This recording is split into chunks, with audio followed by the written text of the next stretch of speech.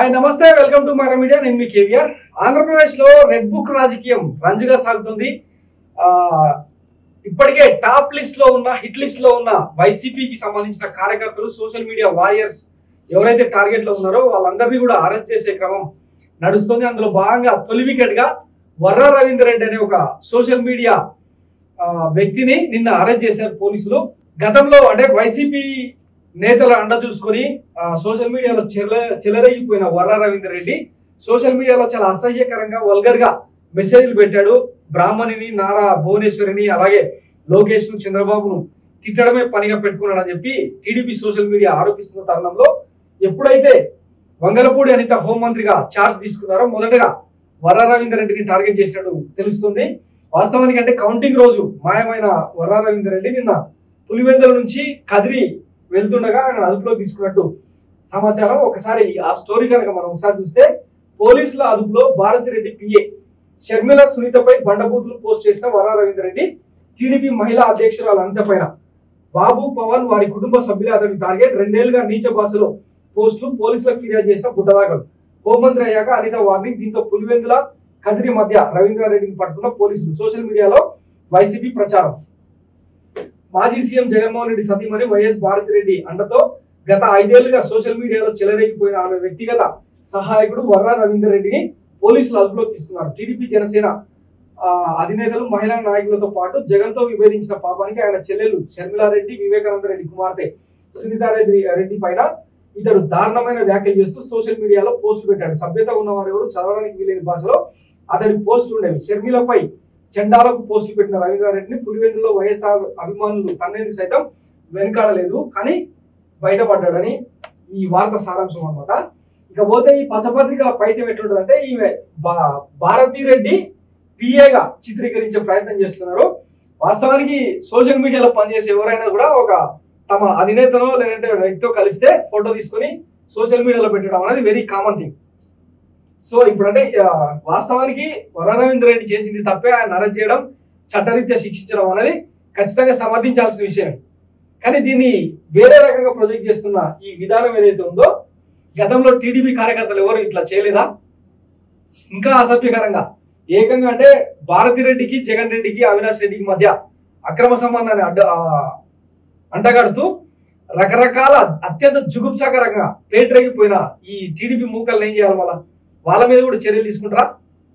ఒకసారి ఈ వర్ర రవీందర్ రెడ్డికి సంబంధించి ఇప్పటి హోంమంత్రి వంగలపూడి అనిత ఏం మాట్లాడారో ఒకసారి వినే ప్రయత్నం చేద్దాం. నువ్వు వాగిన రోజులు ఎప్పుడు ఒకలా ఉండవు. నువ్వు రాసిన ప్రతి రాతకి, నువ్వు వాగిన ప్రతి వాగుడికి, నువ్వు పెట్టిన ప్రతి పోస్ట్ కి, నువ్వు చేసిన ప్రతి షేర్ కి కూడా ఆ కొడుకు ఆలోచించుకో. దానికి సంబంధించిన క్లియర్ కట్ గా పర్యవేశాలు ఎలా ఉంటుందో నీకు ఇన్ ఫ్యూచర్ లో తెలుస్తుంది. ఇన్ ఫ్యూచర్ లో గ్యారంటీగా తెలుస్తుంది. సో ఈ వర్ర రవీందర్ రెడ్డి టార్గెట్ గానే గతంలో అంటే హోంమంత్రిగా కాకముందు సీరియస్ వార్నింగ్ ఇచ్చారు వంగలపూడి అనిత గారు.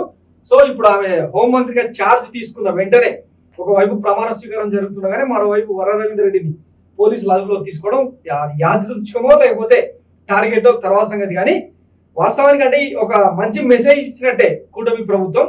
కానీ గతంలో ఈ కక్షపూరిత రాజకీయాలు ఏవైతే ఉన్నాయో, ఇట్లా నిందితులను చట్టరీత్యా శిక్షించడం, ఎవరైతే అంటే కీలకమైన వ్యక్తులను వాళ్ళ సభ్యత సంస్కారం మర్చి ఇంటి ఆడలను కూడా బయటకు తీసుకొచ్చి వాళ్ళను రకరకాల మీమ్స్లతో, అర్ధనగ్న ఫోటోలతో, మార్ఫింగ్ ఫోటోలతో కించపరచడం అనేది ఎవ్వరు కూడా సహించే విషయం కాదు.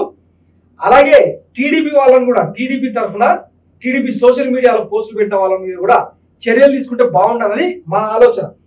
ఒకసారి గతంలో ఇదే వైఎస్ జగన్మోహన్ రెడ్డి ముఖ్యమంత్రిగా ఉన్నప్పుడు భారతిరెడ్డికి రంకు అంటగడుతూ అవినాష్ రెడ్డితో ఎట్లాంటి పోస్టులు పెట్టారో ఒకసారి మీకు ఎగ్జాంపుల్ చూపిస్తాం.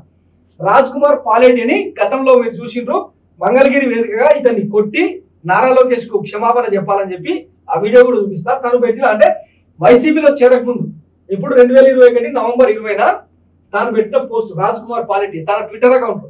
అధ్యక్ష, నాకు ఒకటి చెప్పండి, జైలు రెడ్డి గారు 16 నెలలు జైల్లో ఉన్నప్పుడు మన వదినతో కాపురం చేసింది ఎవరై ఉంటారు అధ్యక్ష అని ఇట్లా రాజ్ కుమార్ పాలేటి పోస్ట్ పెడితే, వైఎస్ జగన్మోహన్ రెడ్డి ఈ రాజ్ కుమార్ పాలేటి దంపతులను ఆమె భార్య కూడా, ఈయన భార్య కూడా వైసీపీలో కీలకంగా క్రియాశీలకంగా పనిచేసారు మొన్నదాకా. వాళ్ళను వైసీపీలో చేర్చుకుని క్షమాభిక్ష ప్రసాదించిన వైఎస్ జగన్మోహన్ రెడ్డి. కానీ ఇప్పుడు కూటమి ప్రభుత్వం ఏం చేస్తుంది? కక్షాపూరిత రాజకీయాలకు తెరదీసింది అనమాట. వాస్తవానికి లీడర్ అనేటోడు క్షమాగుణం ఉండాలని చెప్తుంటారు. ఇప్పుడు అంటే వర్ర రవీందర్ రెడ్డి మీద చర్యలు తీసుకోవడం అని కానీ, ఆయన చట్టరీత్యా చర్యలు తీసుకోవడం అని ఎవ్వరు తప్పుపట్టరు. అట్లాగని వదిలేయమని కూడా ఎవరు చెప్పట్లేదు. కానీ ఒక నాయకుడికి ఉండాల్సిన లక్షణాల గురించి ఇక్కడ మాట్లాడుకుంటే, ఈరోజు ఆంధ్రప్రదేశ్లో గతంలో అంటే వైసీపీ 2019 నుంచి 2024 మధ్య ఎన్ని దారుణాలు చేసింది, రాజారెడ్డి రాజ్యాంగం అమలు చేసిందని మీరే కదా మాట్లాడుతున్నారు. ఆ మొత్తం 5 ఏళ్ల పీరియడ్ లో జరగని దారుణాలు కేవలం ఈ 15 రోజుల్లోనే జరిగినాయని మేము చెప్తాం. ఈరోజు నేషనల్ మీడియా కూడా డిక్టేటర్లా వ్యవహరిస్తున్నాడు చంద్రబాబు నాయుడు అని చెప్పి కథనాలు ప్రసారం చేస్తుంది. మరి దీనికి ఏం సమాధానం చెప్తుంది కూటమి ప్రభుత్వం? ఒకవైపు పవన్ కళ్యాణ్ గారు డిప్యూటీ సీఎం ఏమో వైసీపీ కార్యకర్తల మీద మనం కక్ష రాజకీయాలు చేయడానికి కాదు, ప్రజలు మనకు తీర్పునిచ్చిందని చెప్పి ఆయన మాట్లాడుతుంటాడు.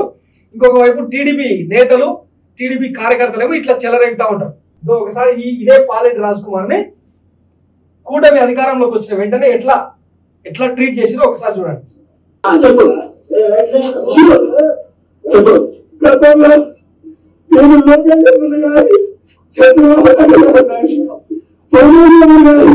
పార్టీలో ఉన్న వ్యక్తులు కానీ ఎవరంటే ఎవరు నీరంటే మనస్ఫూర్తిగా మీ ఆవిడ మొత్తం నా కుటుంబ సభ్యులు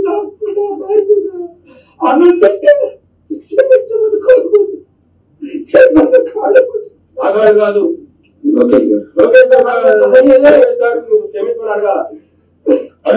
సో అత్యంత దారుణంగా మనిషిని సాటి మనిషి కొట్టడం ఏంది? అసలు ఎటువైపు పోతున్నాం? ఇది ఏమైనా ఆటవిక పాలన? ఇట్లాంటి ఘటనలు ఏం చేయాలి? నేషనల్ మీడియా ఇట్లాంటివన్నీ ప్రొజెక్ట్ చేస్తూ చంద్రబాబుది డిక్టేటర్షిప్ పాలన అని చెప్పి తూలనాడుతున్నాయి. మరి వీటికి ఏం సమాధానం చెప్తారు? అందుకే దీన్ని చూసి మీకు చెప్పింది, గతంలో జగన్మోహన్ రెడ్డి ఎట్లా వ్యవహరించు డెమోక్రటికల్ మేనర్ గా, ఇప్పుడు కూటమి ప్రభుత్వం ఎట్లా వ్యవహరిస్తుందో చూస్తూనే ఉన్నాం కదా. ఇప్పటిదాకా వైసీపీ జిల్లా కార్యాలయాలు, కేంద్ర కార్యాలయాల్లో పడగొట్టే కార్యక్రమం, డిస్ట్రక్షన్ ఏదైతే చేస్తున్నారో సరే అది లీగాలిటీ, దానికి సంబంధించి మళ్ళీ మాట్లాడుకుందాం. కానీ మనుషుల మీద ఇట్లాంటి ఈ రకమైన చర్యలు తీసుకోవడం ఏంటి?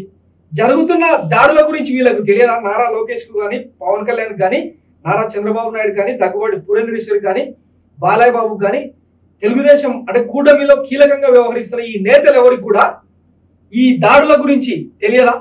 ఇప్పుడు వైఎస్ఆర్ విగ్రహాలను కూలుస్తున్నారు, నోరు లేని విగ్రహం, రాతి విగ్రహం కాబట్టి దానికి నొప్పి తెలియదు, సరే అది వదిలేద్దాం.